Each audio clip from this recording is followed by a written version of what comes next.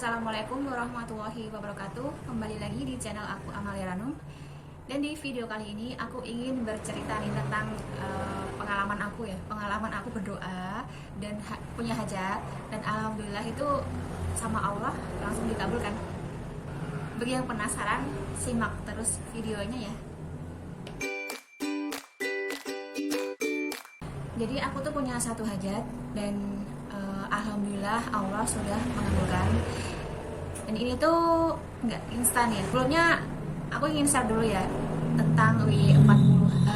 Nah, di antara teman-teman pasti udah banyak yang tahu apa sih WY40H itu dan apa benar fadilahnya.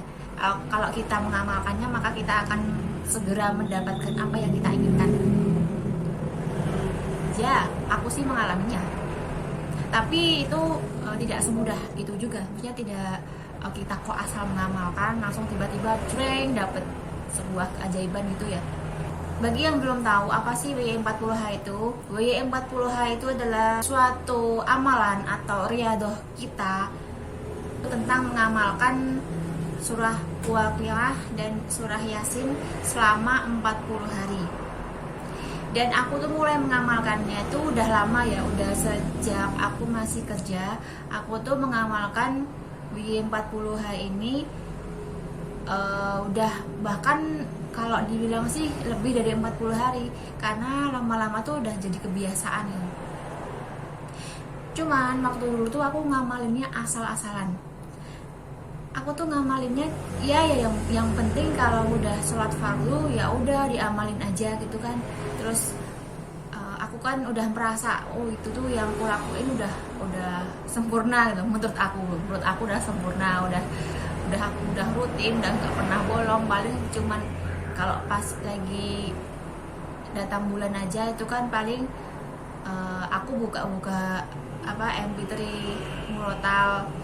Nah, ternyata tidak segampang itu ya kita mengamalkannya. Dari pengalaman aku pribadi ya, jadi kita tuh nggak boleh asal-asalan mengamalkan ya.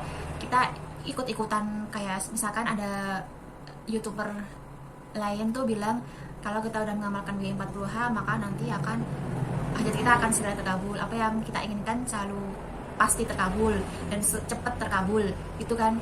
Dan aku setuju sih itu. Tapi ya itu tadi, kita mengamalkan WY40H itu kita juga harus tahu dong kualitas diri kita. Apakah kita udah pantas mendapatkan apa keajaiban yang nanti Allah berikan. Dan aku kan udah lama ya mengamalkannya, udah dari beberapa tahun yang lalu. Tapi tuh aku terbersit sih pikiran, kok aku tuh belum dapet keajaiban sih. Jadi pikiran negatifku tuh selalu muncul gitu loh. Kok orang lain udah dapet ini bla bla bla bla bla. Dan aku tuh merasa aku tuh udah sempurna gitu lah ngamalinnya. Tapi ternyata sempurnanya buat aku tuh bukan sempurnanya buat Allah.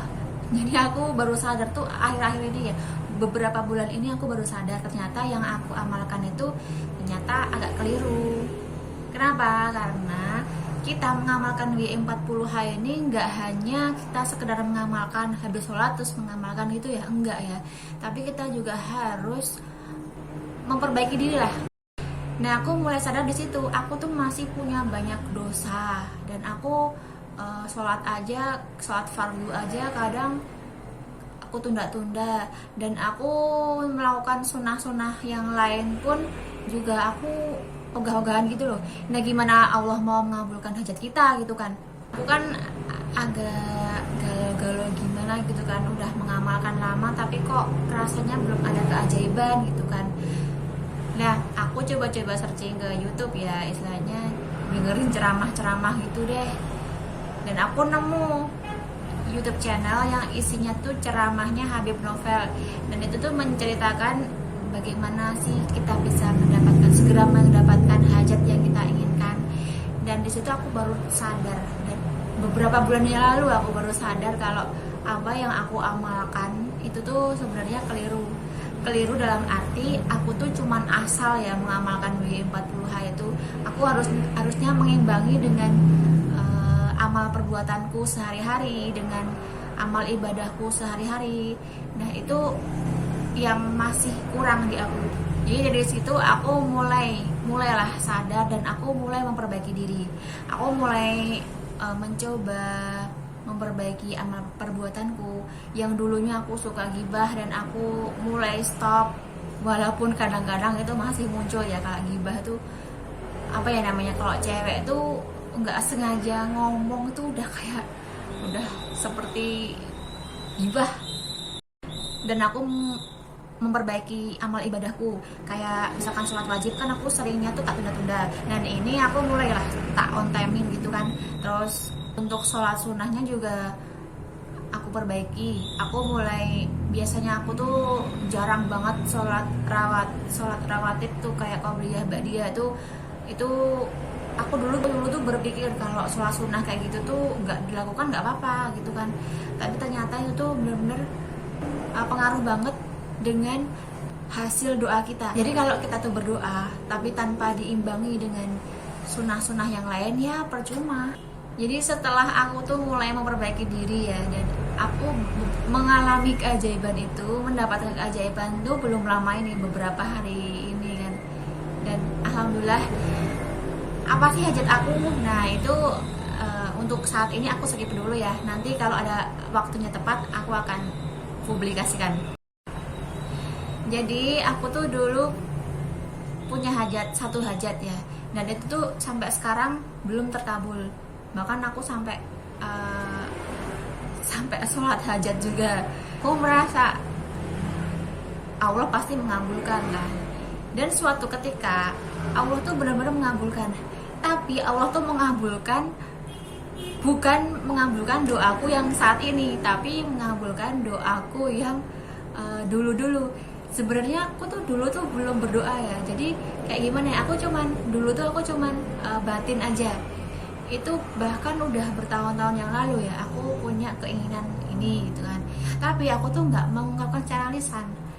Bahkan di tiap doa aku setiap malam, setiap sholat fardu, aku tuh nggak pernah menyisipkan doa tersebut gitu loh. Aku juga nggak tahu Allah ternyata malah mengabulkan doa ini. Dari situ aku baru sadar juga ternyata Allah tuh kalau kita udah pantas mendapatkannya, Allah akan memberikannya di waktu yang tepat.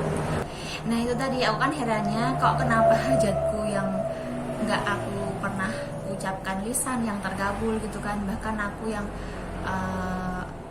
berdoa setiap malam, setiap sholat fardu itu malah bukannya belum dikabulkan ya, tapi kemungkinan masih dalam perjalanan dikabulkan. Dan aku percaya Allah pasti akan mengabulkan. Dari situ aku berpikir, oh ternyata kalau doa itu harus benar-benar ikhlas. Jadi arti ikhlas tuh seperti ini. Aku nggak sengaja dulu tuh aku batin hajat aku itu, dan ternyata itu adalah doa yang ikhlas. Yang menurut aku sih itu ternyata ikhlas ya, karena Allah mengijabahinya. Sementara hajatku yang sekarang ini itu belum dikabulkan ya mungkin nanti insya Allah. Nah itu aku sampai berdoa, menurutku juga itu udah benar-benar kusuk kan, tapi ternyata itu sepertinya belum kusuk. Kenapa aku bisa bilang belum kusuk? Karena kita tuh berdoa tuh harusnya benar-benar lillahi ta'ala ya teman. Contohnya doa seperti ini ya, tapi ini cuma contoh aja ya. Misalkan aku berdoa, ya Allah semoga aku dapat HP iPhone, semoga aku dapat rezeki HP iPhone supaya bisa untuk bikin konten, supaya bisa untuk jualan online. Dan itu sebenarnya itu lebih kurang ikhlas gitu loh kalau kita berdoa hanya sebatas itu. Jadi kita tuh berdoa tuh ya udah kita pasrah. Seperti yang aku alami, aku kan dapat hajat itu, aku tuh nggak ucapkan secara lisan, tapi aku tuh hanya batin dalam hati gitu kan. Ternyata itu malah yang diijabah Allah. Selanjutnya aku ingin kasih tips nih, apa sih yang aku lakuin, amalan apa sih yang aku lakuin kok bisa diijabah, bisa cepet banget diijabah. Menurutku cepet banget ya, walaupun aku nunggunya bertahun-tahun, tapi aku awalnya itu tuh kayaknya mustahil banget aku dapatkan gitu. Dan alhamdulillah Allah mengijabah. Dan apa sih yang aku amalin? Jadi aku kan pertama kan memperbaiki dulu amal perbuatan. Aku sadar aku dulu tuh banyak dosa. Aku tuh sering gibah, sering sering bentak-bentak orang. Bahkan aku tuh juga sering bentak orang tua. Nah itu tolong jangan ditiru ya. Itu termasuk dosa besar. Setelah aku istilahnya meratapi diri ya, kesalahan-kesalahanku, dosa-dosa aku, kemudian aku perbaiki sholatku, aku perbaiki sholat wajibku, aku sebisa mungkin tuh sholat on time. Kalau adzan udah berkumandang tuh sebisa mungkin langsung ambil wudhu. Dan aku juga memperbanyak sholat sunnah, ibadah sunnah.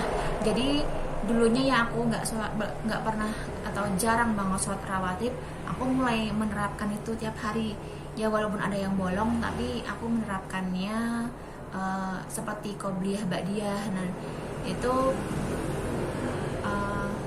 menurutku sangat berpengaruh banget.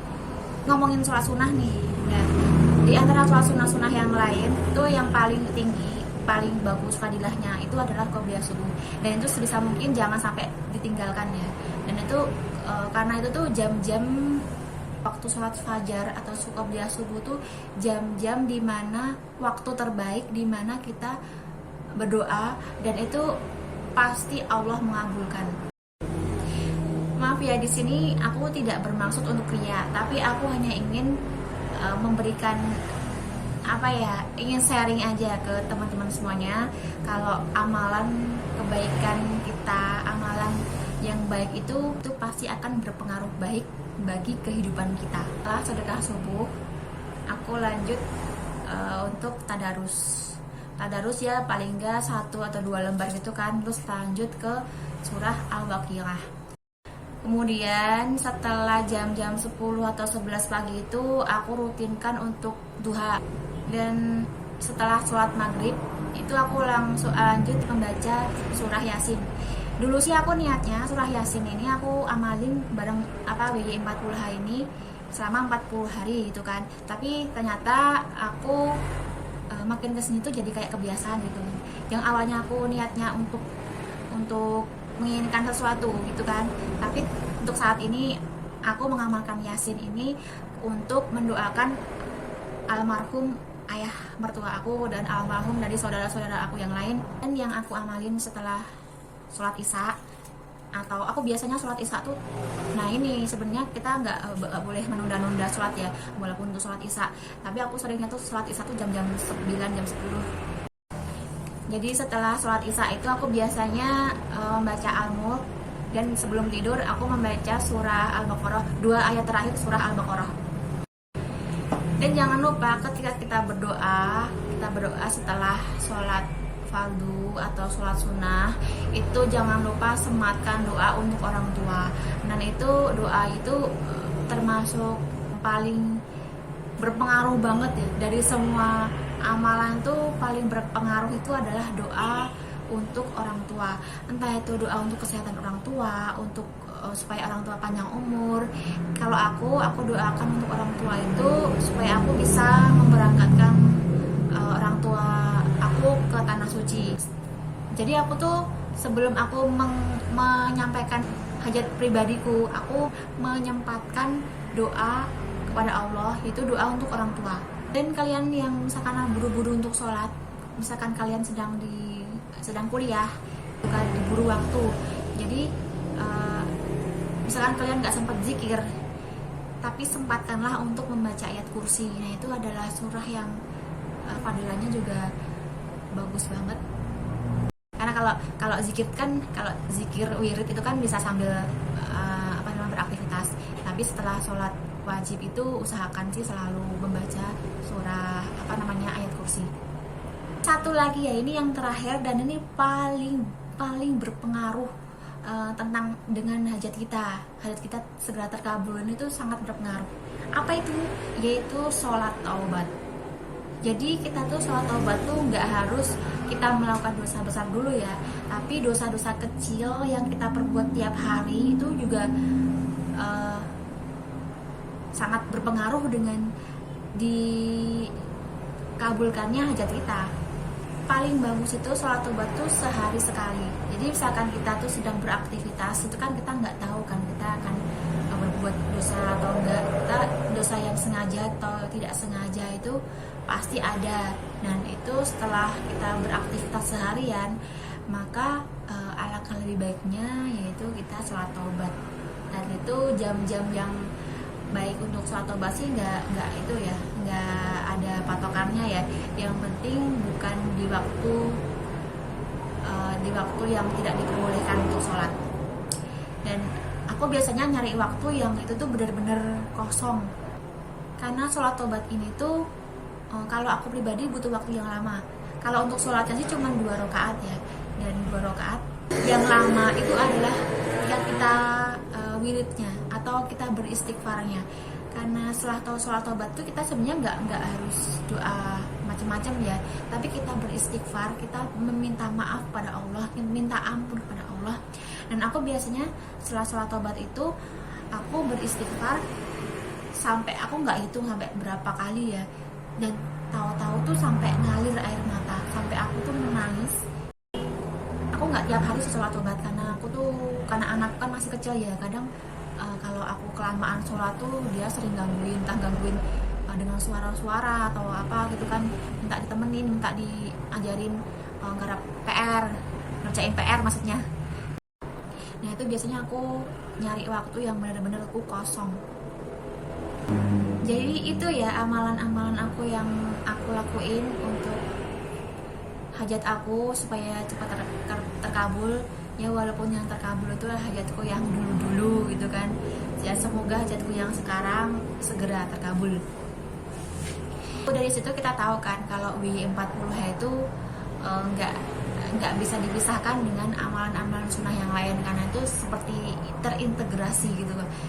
Kalau bahasa TBK-nya tuh integrasi, sama seperti kayak satu kesatuan gitu kan.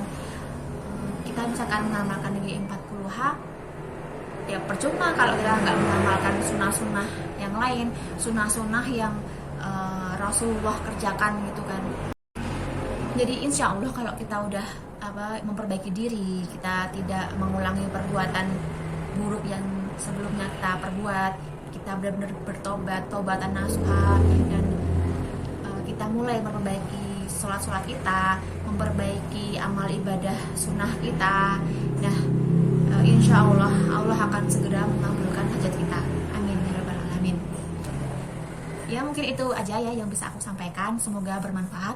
Dan bagi kalian yang punya hajat yang segera ingin dikabulkan, coba deh terapin ini, jangan ditunda-tunda, kerjain aja sekarang. Kalau perlu tiap malam tuh tahajud dan sholat hajat itu juga bagus sih. Dan kalian bisa dengerin ceramahnya Habib Novel, dan di situ aku mulai terapin nih sholat hajat yang benar itu kayak gimana, doa yang benar itu kayak gimana. Ya walaupun doa-doa yang lain tuh banyak ya, misalkan ada yang ustadz lain tuh bilang doa setelah hajat tuh seperti ini. Nah itu tergantung keyakinan aja. Misalkan kalian yakin dengan doa tersebut ya udah lakukan aja, istiqomahin gitu. Oke, makasih ya semuanya. Assalamualaikum warahmatullahi wabarakatuh.